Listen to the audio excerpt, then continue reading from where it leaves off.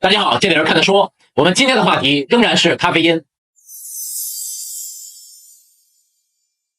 在上期的视频中，我们谈论了咖啡因的减脂作用。那么，咖啡因既然属于一种兴奋剂，它对于生理和心理的影响都有哪些？它是否能够提高训练的效果？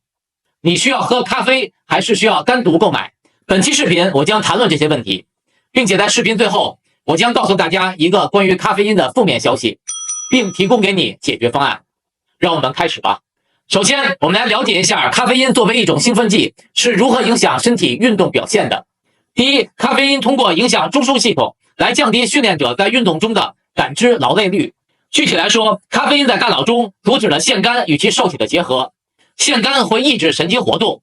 导致疲劳感和下降的神经传导速度。通过抑制腺苷的作用，咖啡因可以增加多巴胺的浓度。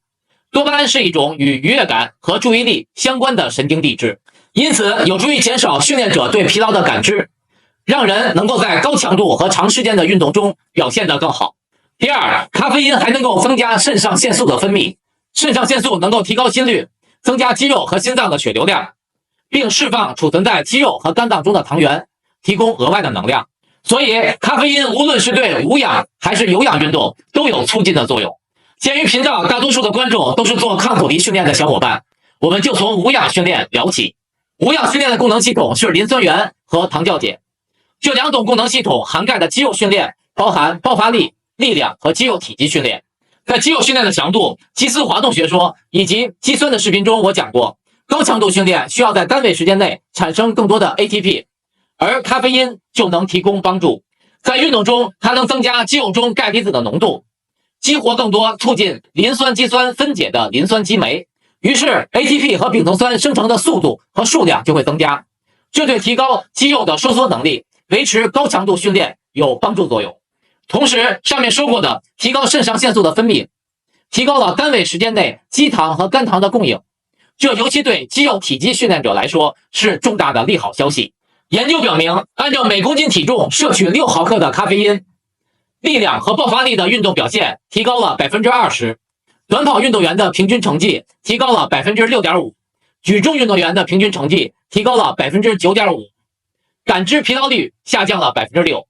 那么为什么是每公斤体重摄取6毫克？我会在后面解释。我们再来看耐力训练方面，其实咖啡因最初被发现的利用价值就产生在耐力运动项目的测试中。众所周知，耐力训练一般的时间较长，在运动中，训练者经常会出现专注力下降或者进入无聊状态。咖啡因在大脑中阻止腺苷受体，提高心理觉醒，在训练过程中既减少疲劳感，又增加身体的敏感和专注度。而且还记得上期咖啡因的视频中我讲过，咖啡因可以提高脂肪的分解数量，这样既减少了糖原，又为有氧运动提高了来自脂肪的能量。咖啡因对于耐力项目的运动表现提高的数据就更多。例如，在最大摄氧量 80% 的强度下，摄取330毫克咖啡因，能将运动的时间从75分钟延长到96分钟。再例如，按照每公斤体重摄入3至13毫克的咖啡因后，无论是职业还是业余运动员，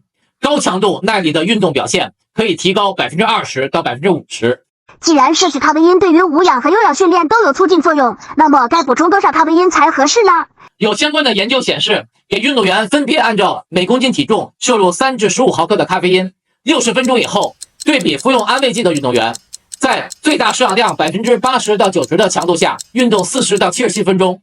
自行车项目的运动能力提高了 44%，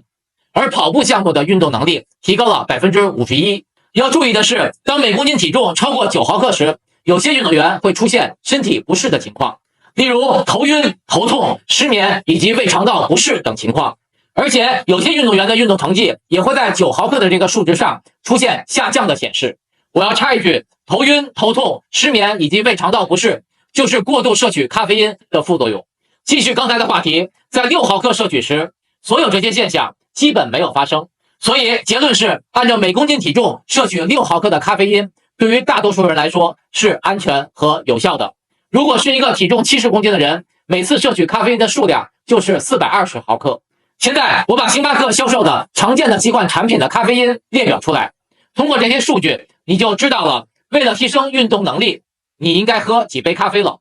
其实很多饮料和食物中都含有咖啡因，大家可以在自我的生活圈里去寻找。不过，我个人认为最便捷的方式就是选择咖啡因类营养补剂，因为摄取补剂，第一是可以保证摄取数量准确，第二是随时可以根据需要补充，第三在价格方面比购买咖啡更加便宜。相信市面有很多类似的产品。最后一个要谈的是人体对咖啡因的适应问题。长期摄取咖啡因会导致人体出现耐受性。前面我讲过，咖啡因在大脑中阻止了腺苷以及受体的结合。咖啡因作为腺苷受体的拮抗剂，长期使用会导致腺苷受体数量的增加，从而减少咖啡因的效果。还包括上期视频中我讲过的环磷酸腺苷、肌肉中的钙离子、交感神经系统以及肾上腺素等等，都会因为适应了咖啡因而变得不那么敏感。这就需要更多的咖啡因来达到相同的效果。但是大量摄取咖啡因是有害的，所以这里就出现了一个大转折。如果你平时经常喝咖啡，食物中刻意或不经意摄取了大量咖啡因，那么那些增加基础代谢率、促进脂肪消耗、抑制食欲、提升运动表现等等的变化都不会在你身上发生。想要咖啡因发挥作用，就要保证你对咖啡因是敏感的。也就是说，你平时的生活中很少摄取咖啡因。我不知道大家的情况，我是每天4杯100毫克的咖啡起跳，这还不包括其他含有咖啡因的食物和饮料。因此，我想要咖啡因在我身体产生作用，只有2个方法：要不将咖啡因的摄取数量进一步提高，要不停止一切咖啡因摄取。一段时间以后，等身体恢复了敏感性，再搞起来。所以我的结论是，想要让咖啡因对你的运动健身产生影响，你就要限制咖啡因在平时的摄入，在特别需要的阶段让它成为你的强心剂。如果你平时的生活中有很多咖啡因元素，那你就应该知道咖啡因对你来说根本没有作用。你的咖啡因只是你保持现状的一个普通物质，千万别期待那杯咖啡能给你带来任何改变。好，我们来总结一下今天的话题。咖啡因在运动方面，通过影响中枢神经系统和肾上腺素作用，降低运动的疲劳感，增加运动专注度，在节省糖原的同时，为身体提供额外的能量。无论是抗阻力训练还是有氧训练，都可以提升运动表现。按照每公斤体重6毫克摄取，效果安全而且有效。由于人体对咖啡因的适应性，所以经常摄取咖啡因的人并不能享受来自于咖啡因的红利，只有阶段性摄取才能将咖啡因对运动的效果展现出来。希望今天的话题可以帮到你，谢谢大家的观看，我们下次再见。